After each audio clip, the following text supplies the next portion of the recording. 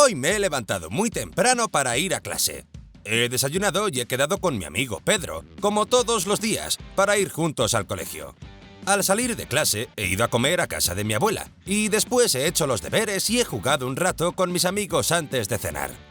Esto, que puede parecerse mucho a un día normal de un estudiante entre semana, así explicado es, a su vez, la narración de una historia. Porque cuando cuentas cómo te ha ido tu día, no estás haciendo otra cosa que contar una historia. Y esto es algo que se hace constantemente, porque puedes narrar hechos reales, como cuando explicas cómo te ha ido el día, o puedes narrar hechos ficticios, como lo que se explica en las novelas. Porque la narración es algo que se da de forma oral o escrita, y como su nombre indica, es fundamental para el género narrativo. Ya cuentes tu propia historia o la de otros, toda narración tiene personajes que hacen cosas en un sitio y en un momento determinados. Es decir, que la narración es el relato de hechos reales o ficticios que se desarrollan en el tiempo y el espacio y están protagonizados por unos personajes. Pero las historias no se cuentan solas. Se necesita un narrador, ese ser que relata una acción, marca el tono de la narración y describe los lugares y personajes. Aunque claro, no es lo mismo contar lo que te pasó el otro día que lo que le pasó a tu mejor amigo. Algo que además variará bastante dependiendo de si estabas tú delante o no. Así que si explicas una historia, lo puedes hacer de dos formas diferentes. Bien siendo el narrador interno, es decir, alguien que cuenta lo que le pasó a sí mismo, por lo que participa en la historia como un personaje más. Este tipo de narrador usa la primera persona y puede ser el protagonista o un testigo. Aquí te dejo un ejemplo de narrador interno. Actué como médico en 2 barcos sucesivamente y durante 6 años hice varios viajes a las Indias orientales y occidentales. Como ves, este narrador es el médico del que habla. Es decir, es el mismo contando una historia que vivió, por lo que usa la primera persona para hacerlo. Pero no siempre se narran historias de uno mismo. Y es aquí donde cobra importancia el segundo tipo de narrador, el externo. Ese que cuenta la historia sin participar en los hechos, para lo que usa la tercera persona. Como el narrador de un partido de tu deporte favorito. Hay narradores externos que lo saben todo sobre los personajes, lo que hacen, lo que piensan o lo que sienten. Es lo que se conoce como narrador omnisciente. Pero otros narradores solo relatan lo que pueden ver, sin saber qué pasa por dentro de los personajes. Es el caso del narrador objetivo. Estos personajes de los que habla el narrador pueden ser reales o ficticios.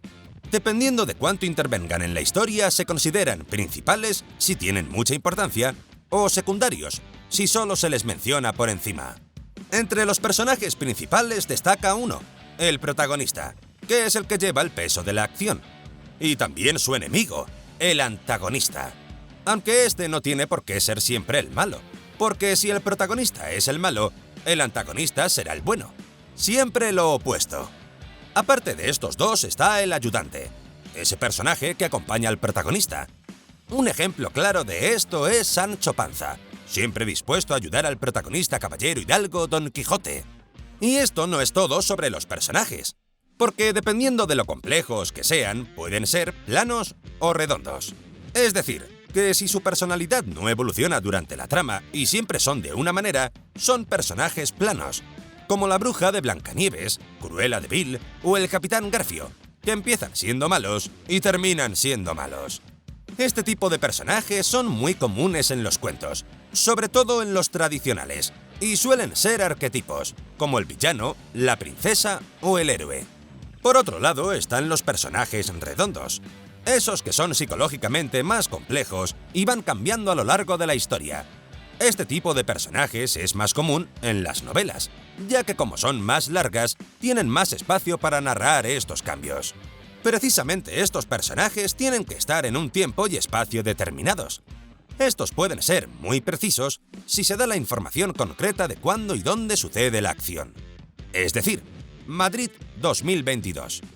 O pueden ser imprecisos si se menciona muy vagamente con fórmulas como en un lugar muy lejano hace mucho tiempo. Además, estos lugares pueden ser ficticios si son inventados o reales si existen de verdad. En lo que respecta al tiempo, lo normal es que la historia se cuente en orden cronológico, empezando por el principio y terminando por el final. Pero también se puede alterar el orden temporal, dando saltos de atrás hacia adelante y al revés. Porque puedes retroceder en el tiempo y contar algo que ya ha pasado, lo que se conoce como retrospección o flashback, algo que pasa mucho en las películas. O puedes adelantarte a lo que va a pasar en el futuro, lo que se conoce como anticipación o flash forward. Y esto ha sido todo. Ya has visto los principales elementos de la narración, que consiste en contar una historia protagonizada por unos personajes que realizan una acción en un tiempo y espacio determinados. Quien cuenta lo que pasa es el narrador, que puede ser externo, si no participa en la acción, o interno, si es uno de los personajes, ya sea como protagonista o testigo. Dentro de los personajes principales están el protagonista, el antagonista o el ayudante, y luego aparte están los secundarios, con menos peso en la historia. Además, según sea su psicología, los personajes pueden ser planos o redondos. El espacio puede ser real o ficticio, dependiendo de si existe en realidad o no.